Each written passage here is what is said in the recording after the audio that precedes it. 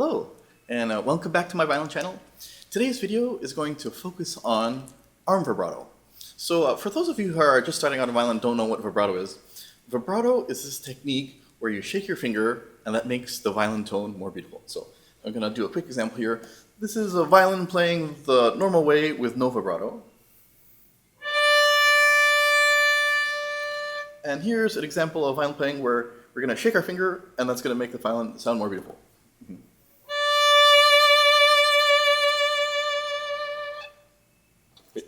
And there's a lot of different ways to do this shake your finger thing. Today, we're going to focus on arm vibrato, which is using the big muscles of your arm to create the shake. In another video, I'm going to explain wrist vibrato. That's also a popular method of shaking your finger. We'll save that for another video. So the fundamental thing about arm vibrato, if we just put our violin down for a sec, it's driven by the big muscles of your arm. So if we put down the violin, and you just simply move your arm near to you and far away. So if you go near, far, near, far, near, far, near, far. And when you do it on the violin, it probably goes a little faster like this.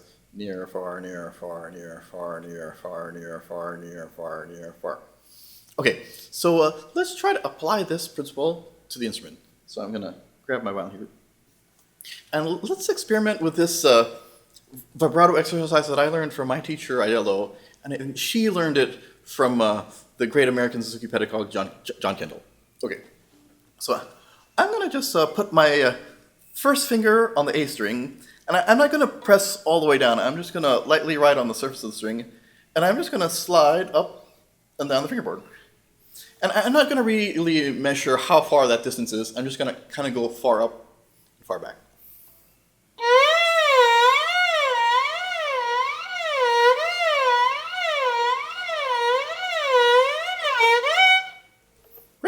So why do we do this silly sound exercise? The arm vibrato technique is basically what we're doing, just sliding up and down.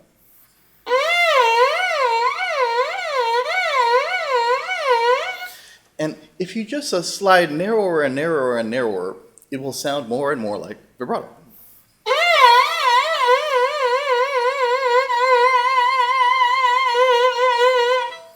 And now this is the thing that my teacher or John Kendall didn't explain to anybody, but I sort of discovered on my own. That there's a crossover point in this sliding exercise where your fingertips stop sliding, and if you pretend that you're an octopus and you have a suction cup on the tip of your finger, right? So we're sliding. There's a crossover point where you want to feel like your first finger sticks to the instrument, but then the rest of the motion is the same. So we're sliding, sliding, sliding, sliding, sliding. And then there's some crossover point where your finger gets stuck to the string, but you keep on shaking the same. Okay, let's see here.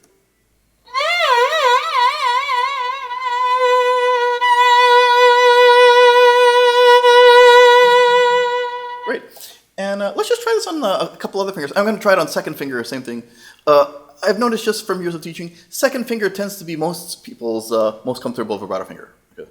So same thing, I'm just going to slide on the A string, kind of far, go skinnier and skinnier and skinnier and skinnier, and then there's going to be a crossover point where I sort of stick to the string with the tip of my finger, but I keep this the same.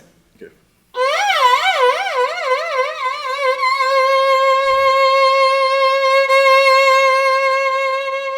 Great. And I'm going to try the last thing is with the third finger. I'm going to try the third finger. Okay.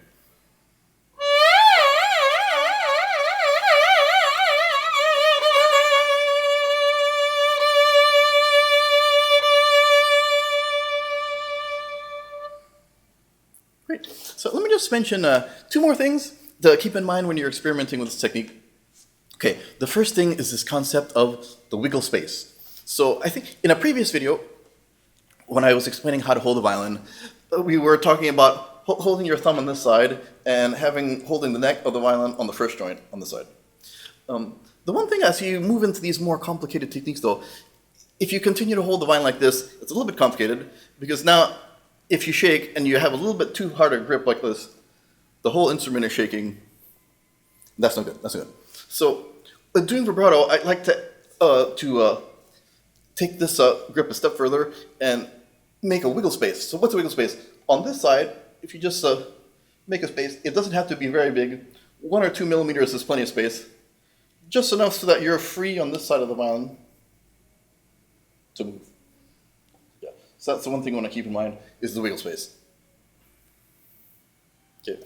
The other thing to keep in mind is, okay, the thing with this arm vibrato thing, there is a big danger that you'll get very tense like this, and then you'll start to shake and sounds like this. And then you'll have a very tense vibrato that sounds something like this. Yeah.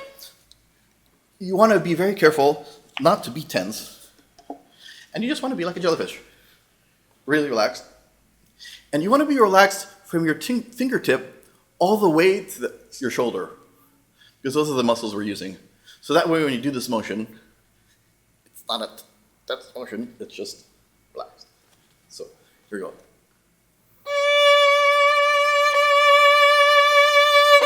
Yeah, so notice things, see? Wiggle space and relaxed. Just for emphasis, I'll show you the not ideal way. So now I'm holding the violin here and I'll be tense.